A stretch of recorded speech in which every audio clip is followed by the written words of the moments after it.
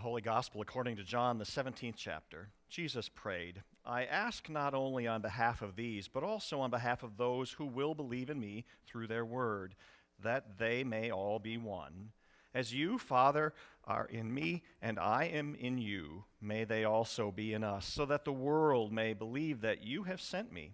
The glory that you have given me, I have given them, so that they may be one as we are one, I and them, and you and me, that they may become completely one, so that the world may know that you have sent me and have loved them even as you have loved me. Father, I desire that those also whom you have given me may be with me where I am, to see my glory, which you have given me because you loved me before the foundation of the world. Righteous Father, the world does not know you, but I know you, and these know that you have sent me. I made your name known to them, and I will make it known, so that the love with which you have loved me may be in them, and I in them. The gospel of the Lord. Thanks be to God. Please be seated.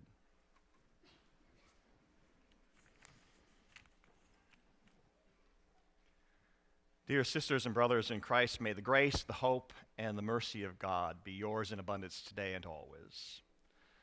This July, Garrison Keillor will sign off as the host, writer, and performer on the famed live public radio show, A Prairie Home Companion. Known for its musical guests, its tongue-in-cheek radio drama and comedy skits such as the satirical Guy Noir Private Eye, Prairie Home Companion has become loved by Americans since 1974. The second half of each 2-hour show features Keillor's storytelling segment, The News from Lake Wobegon, a monologue of the little town where all the women are strong, all the men are good-looking, and all the children are above average. Keillor tells stories from this fictional central Minnesota town in the first person, and he uses recurring characters from the Bunsen and the Cressbach families, as well as an assortment of Norwegian bachelor farmers. Most shows include news from the Chatterbox Cafe and the Sidetrack Tap.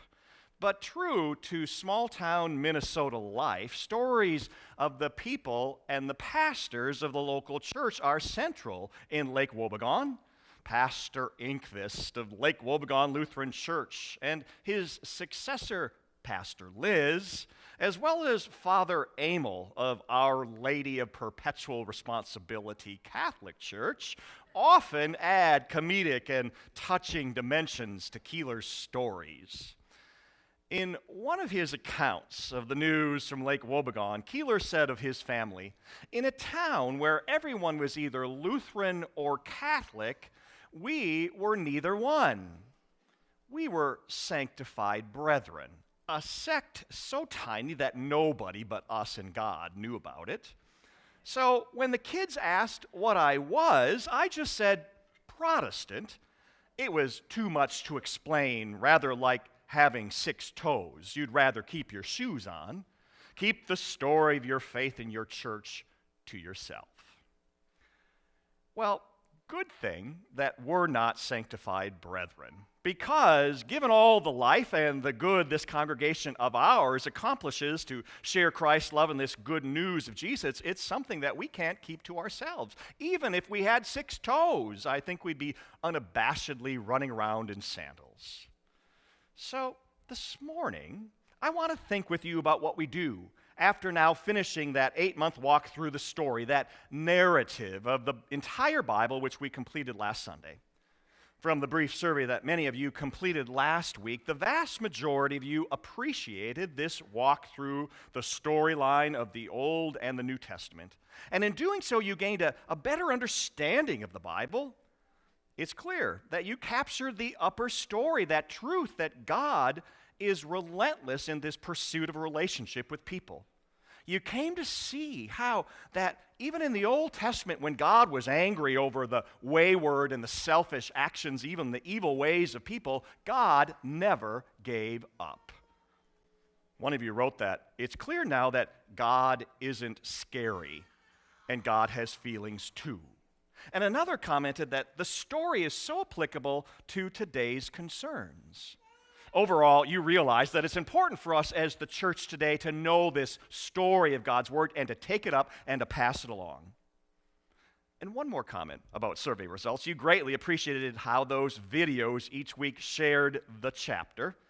I think some of you are going to be in a little bit of withdrawal, not seeing that guy paint the storyline, and you'll miss the creative and the animated drawings.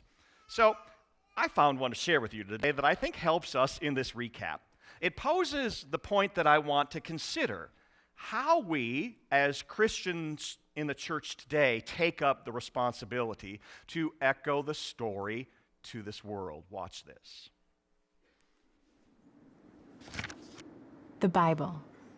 More than facts and fiction, the Bible is a sacred story passed down by two ancient communities, the Israelites and the first Christians. First told around campfires, this story reminded each generation of who they were and to whom they belonged. More than just a faraway tale from the distant past, the Bible is an epic that reaches beyond its pages and can enter our lives right now. Through the story of the Bible, we get glimpses of our Creator God's hopes and dreams for humanity. We encounter the living God who enters into this world to bring wholeness.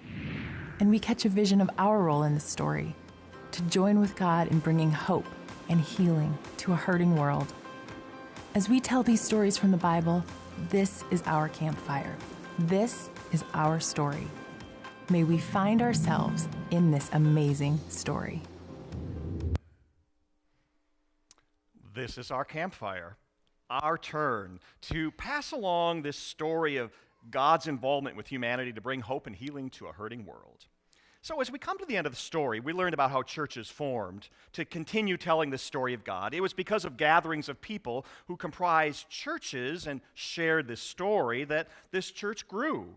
And this story of God has reached even to us. Passing the story from generation to generation and enacting it in tangible ways has been a primary mission of the Christian church. And we're all beneficiaries. We have all inherited this story because of the church. Faithful people who have passed it along to us. Without them, without this church in this world, we wouldn't have people living out the ways of Jesus, sharing that upper story of God in bringing hope and healing to a hurting world. So, this is our campfire, that voice on the video said. It's our turn as the church in this era to pass along the story of God's involvement with humanity. Well, my friends, that's a daunting endeavor for the Christian church today, and I'm a bit nervous about it when I look around and I see more and more people uninterested in the church. I think it's fair to ask, will the Christian church continue to have the capacity to share this story? Will there be strength? Will there be population of the church to pass along the story? Will younger generations care? And will the Christian church transition so as to connect with them so that they learn the story too? If you've read or heard reports about Christian churches losing members, or if you've paid attention to merging and shrinking churches right in our own area, you know that at first look, decline and demise is taking place. Change and decay mark the landscape of the Christian church in our country. But let's look at some facts and get some context before we get nervous. On a global scale, there is both good news and reason for discouragement. Consider this data. About 90% of people on this earth ascribe to some kind of religious belief, and Christians comprise 35% of the world's population. That figure has not changed in the past 100 years. The bright spot for Christianity is in passing along the story of reaching new people lies in distant parts of the world. While Christianity is on the decline in the USA, in sub-Saharan Africa in the past 100 years, the number of Christians to population has soared from 9% to 63%. So, as you see, there's great reason to celebrate the growth of the Christian church in other places in the world. But what about where Christianity got its start? And before I answer that question, I need to take you back to one of those final chapters of the story we covered a month ago. We were reading about the guy named the Apostle Paul. He was busy moving about parts of Europe between Turkey and Greece and westward to Rome. And since that time, the vitality of the Christian church has spread far from its original historical origins. Some facts. Though Christianity began in the Middle East and northern Africa, today that region has the lowest concentrations of Christians in the world, about 4% of the population there. During the recent tour of Israel by a group of folks from this church, we learned that the population of Christians in the Holy Land, the land of Jesus, continues to sink.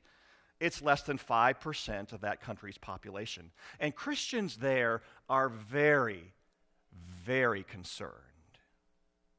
Germany, which was right there in the heart of Christianity 500 years ago, it was the birthplace of that Protestant Reformation in the 1500s, now has half as many Christians as the African country of Nigeria. Italy, which is the center of the Roman Catholic Church, today has half as many Christians as Brazil. Back 100 years ago, 2/3 of the world's Christians lived in Europe. Today, only 1/4 of Christians live there. So as you see, Christianity and the Christian church has spread far, far from the origins. Those traditional places we think of as centers of the church have declined greatly. And I wonder then, how does passing along the story to those younger generations in Europe work these days? So what about us? What about our campfire right here and now in the USA? Well, you can read a lot of research about the changing religious landscape of this country. One of the most important and well-documented shifts taking place is the steadily rising share of Americans who are religiously unaffiliated. Now 23% of our population. In the USA, the percentage of Christians to population has dropped 10% in the past 100 years. What does that mean?